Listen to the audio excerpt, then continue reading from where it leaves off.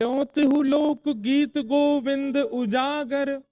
गीत गोविंद की महिमा केवल पृथ्वी पर नहीं है। एक बार की बात है कि एक राजा थे। उन राजा के यहाँ पर देवता भी आते थे, गंधर्व भी आते थे, पाताल लोक के नाग नागिन भी आते थे। तो एक बार उन राजा के उस सभा में, सब लोग इधर देखो, बहुत ध्यान से सुनो, देवी देवता गंधर्वजन और पाताल लोक के, रसातल लोक के, यमलोक के सब जीव भी वहां आए हुए थे, सब देवी देवता आए हुए थे। तो राजा ने सबकी अगवानी में सबको विराजमान करके किन्हीं गायकों को बुलाया और उन गायकों ने आकर के गीत गोविंद गाया, जयदेव महाप्रभु के द्वारा रचित। तो गीत गोविंद सुनकर के राजा ने उन सब से कहा कि आपको ये संगीत कैसा लगा।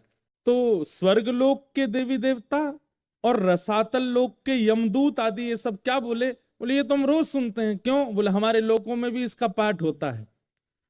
तब से ये बात प्रचलित हुई कि भैया गीत गोविंद केवल पृथ्वी पर प्रचलित नहीं है, इसको तीनों लोकों में सुना जाता है, सब सुनते हैं। अगर व्यक्ति को गीत गोविंद याद हो, और भगवान ना करे ऐसा कभी हो नहीं सकता कि गीत गोविंद याद हो और उसको यमदूत पकड़ने आ जाएं। यमदूत कब आते हैं? मृत्यु काल में आते हैं।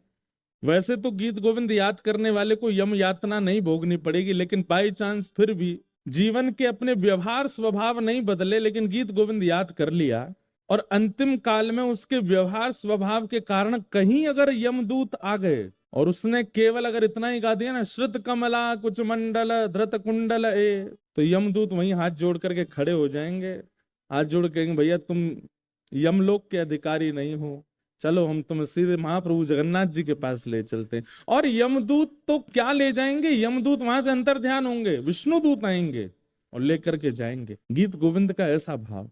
तो प्रचुर भयो तिहु लोक गीत गोविंद उजागर, तीनों लोकों में उसका गुणगान गाया जाता है। केवल पृथ्वी लोक पर गीत गोविंद प्रचलित नहीं है।